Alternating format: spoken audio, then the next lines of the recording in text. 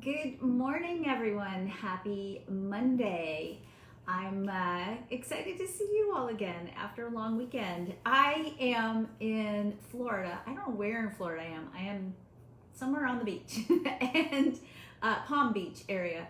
And I'm actually attending a 2-day mastermind seminar about building business and being a better coach. So, I think before we start today on Monday, Monday we talk about coaching skills.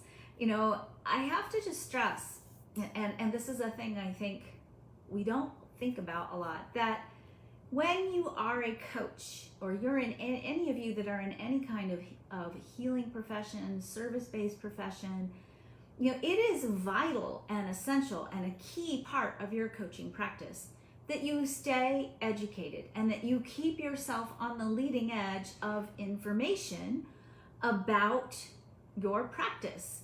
When I first started as a coach in the late 1990s, coaching was a brand new profession. And the way that I was taught, it had a lot of flexibility in it. It had a lot of personal sort of perspectives that you put into your coaching practice. You spoke from your own experience, and I totally think that there's a place in coaching for that. That's important. You're going to be bringing your unique expertise and your unique background to your coaching practice.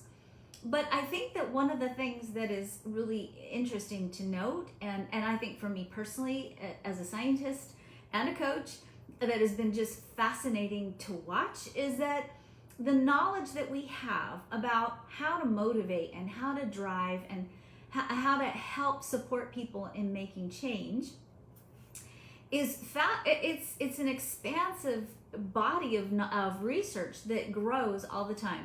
We have all this new research in the last few years around neuroplasticity and ways in which we can change and form patterns and habits that actually shift the brain, that make it easier for you to be able to support your clients in really being able to make those changes necessary. So there is the art of coaching, and we all bring our art, right? Our unique experience, our background, our training, our understanding, our compassion, our heart, our own human design charts, right? Because you bring your own energy into the coaching practice.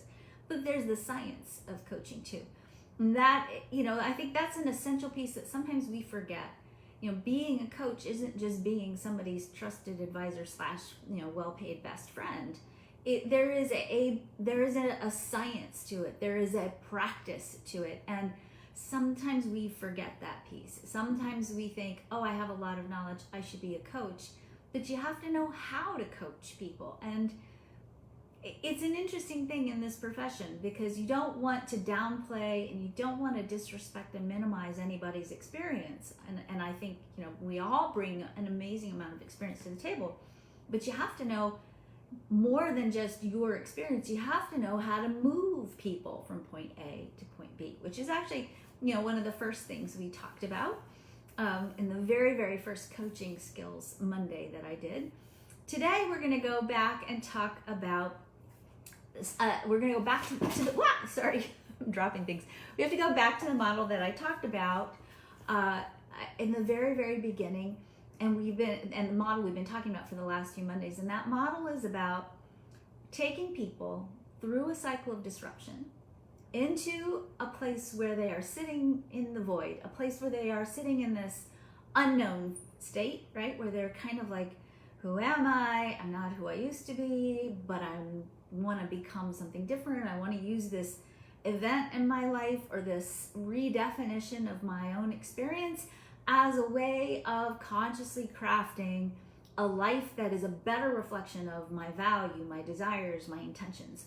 So last week we talked about the power of creativity and how we can use creativity as part of crafting and molding and setting the narrative for where your client is going in place. And again, I think quantum human design is a really powerful tool for this, because what the quantum human design system does is it begins to give you a Rolodex, if you will, of all of the archetypes in the human story.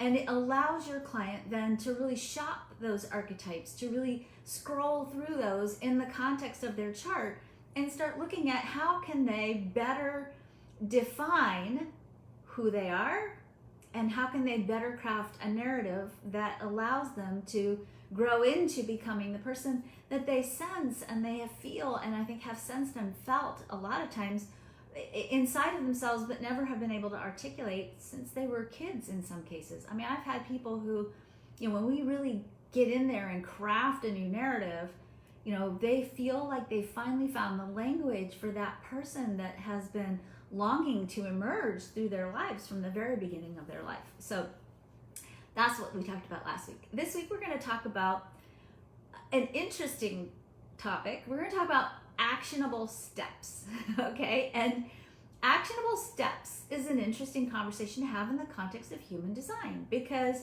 what human design shows us is that by design, we all take actions in a different way, right? Most of us are not here to initiate. We can't just get an idea and go make it happen. We all, even manifestor types, initiators in quantum human design, to a certain degree, have to follow their own inner alignment with right timing. We all have to follow right timing. And we can't just go make it happen sometimes. Most of us can't.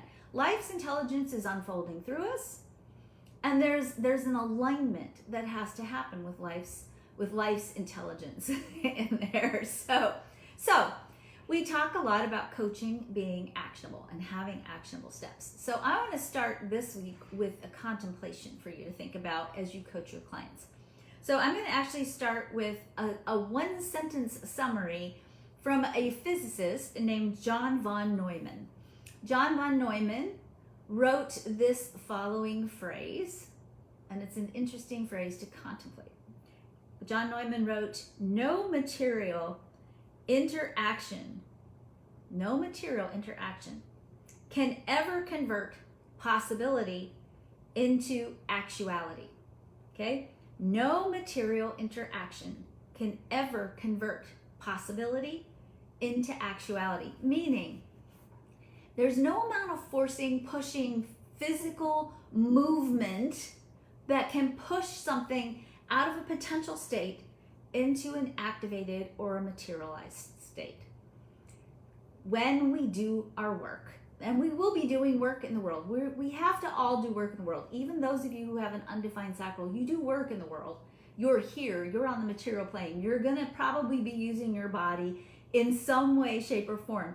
But when we're pushing with will and we're not getting aligned first, which is actually the ultimate creative thing, when we're not aligned first and we're hustling and we're setting goals that are action-based without being in the flow of life's intelligence moving through us in a coherent way, and us interacting with that life's intelligence in the way that matches our human design type, our energy blueprint, we're burning ourselves out. So when we talk about actionable steps, particularly if you're working in a traditional coach, oftentimes they're going to be setting goals. I don't know how it is for you guys, but I'm a very difficult person to coach in business. I have to have the right kind of business coach. Unfortunately, I've found one who is, I think, amazing for me. And that coaching can't be like goal-oriented, especially if two things, number one, I'm already burned out.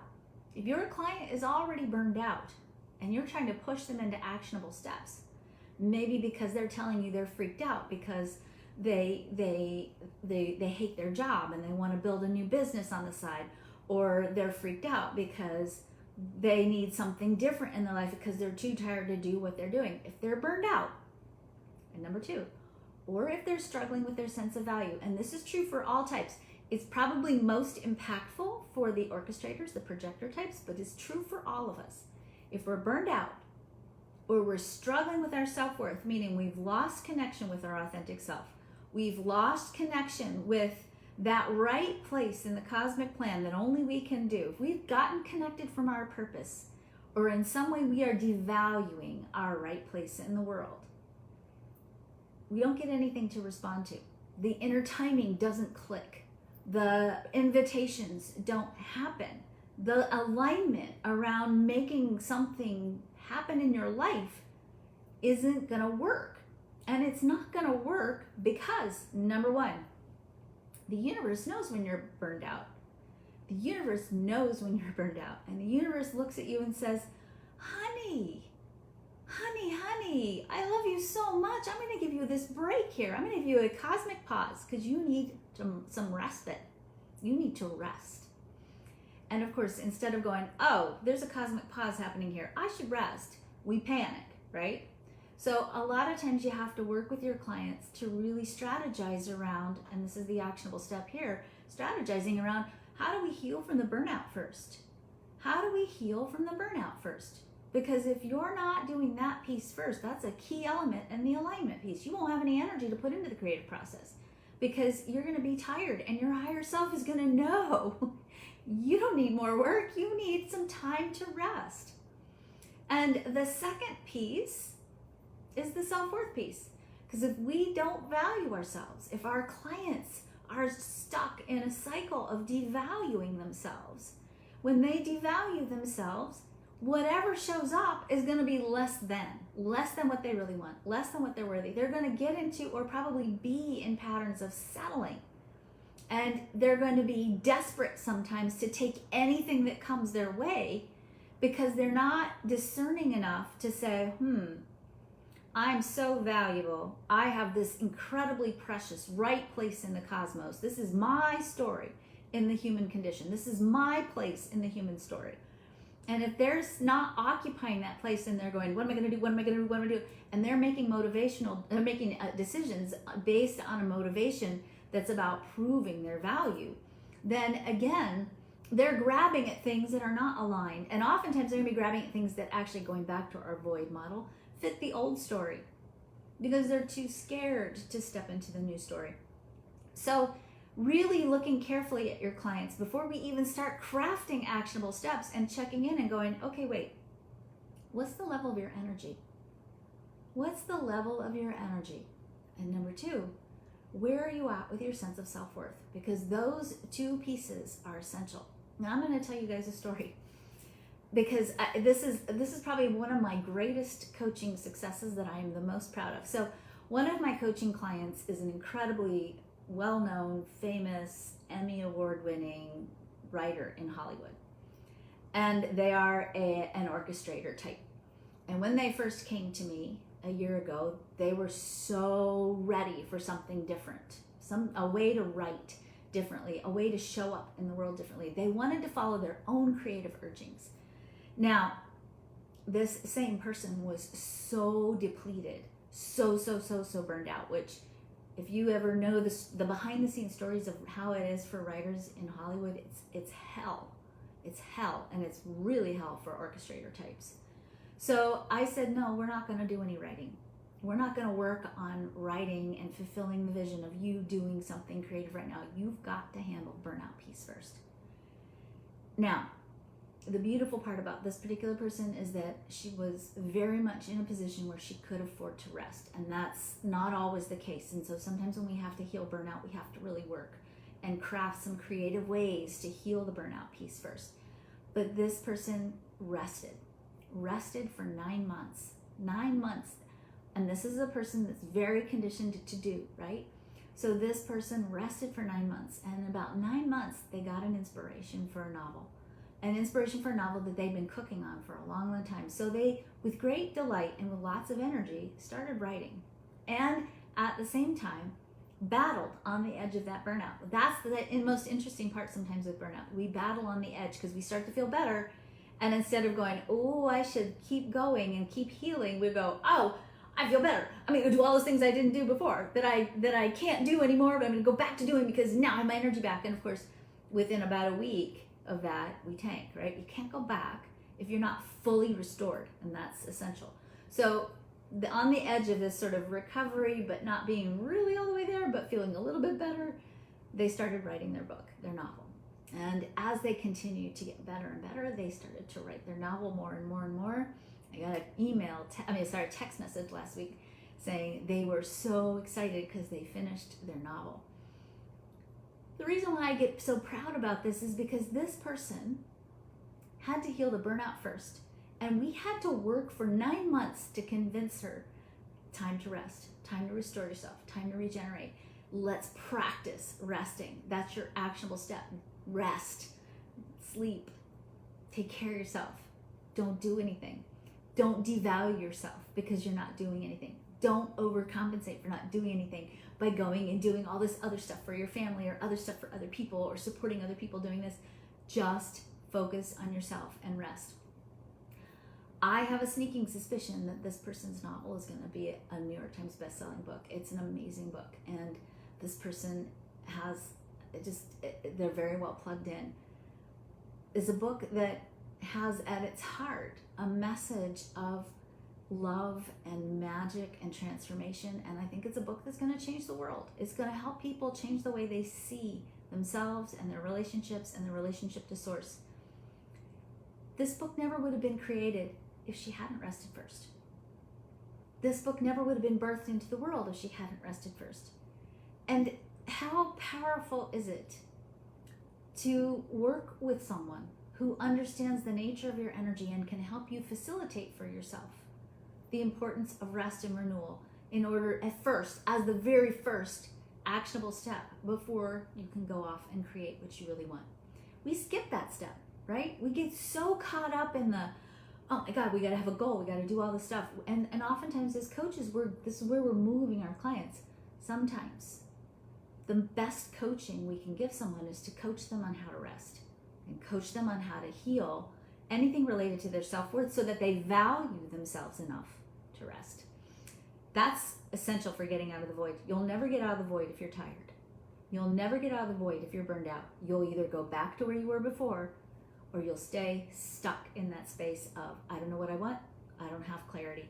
So as coaches, our number one priority is to assess our client's energy, and number two, make sure their sense of value is strong enough so that they value themselves enough to take care of themselves to heal their energy field. All right, that's it. That's all I got for you today. Tomorrow we'll be here again. I'm not sure what time because I have no idea.